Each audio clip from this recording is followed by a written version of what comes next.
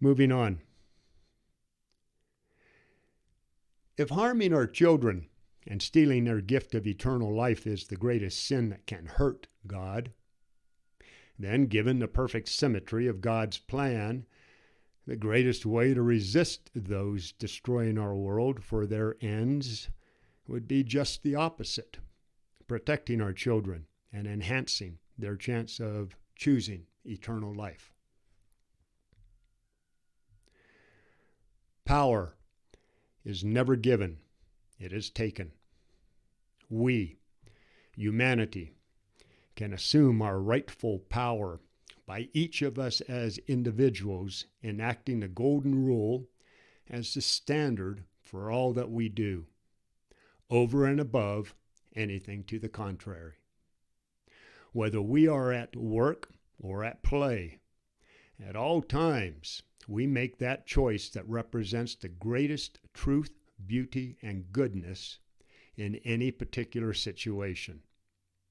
And from there, we put our faith in God, knowing that we have done our best to serve others for His sake. We, each of us, know who our neighbor is. We do not need anyone to tell us. We are each gifted with the means to validate the truth for ourselves. We, each of us, are responsible for the quality of humanity. We are the human race, and no longer can we allow the elite few to dictate our conduct and the relationships between us, or to pit us against one another in a cycle of endless wars.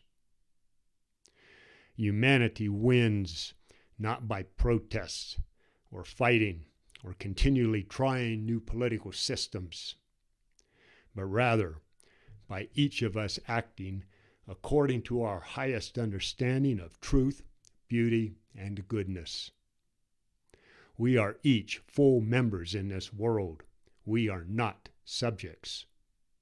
Exercising our individual rights for the benefit of the race is our highest responsibility, and collectively, our way to peace on earth and goodwill among us. Well, it is our children that will draw us together. It is forgiveness that will allow us adults to live and work together in the effort to save them. God forgives us before we even realize the need to ask Him. But each of us can only experience that divine forgiveness to the point that we forgive others. Everything in the universe has to balance out. It would be unfair to give us what we were unwilling to give to someone else. So, while in the beginning we may be enacting the golden rule for selfish reasons, because we ourselves would someday want to experience forgiveness, with repetition, we get to the point where we forgive out of genuine love and compassion for the other person. Love is the most contagious of viruses.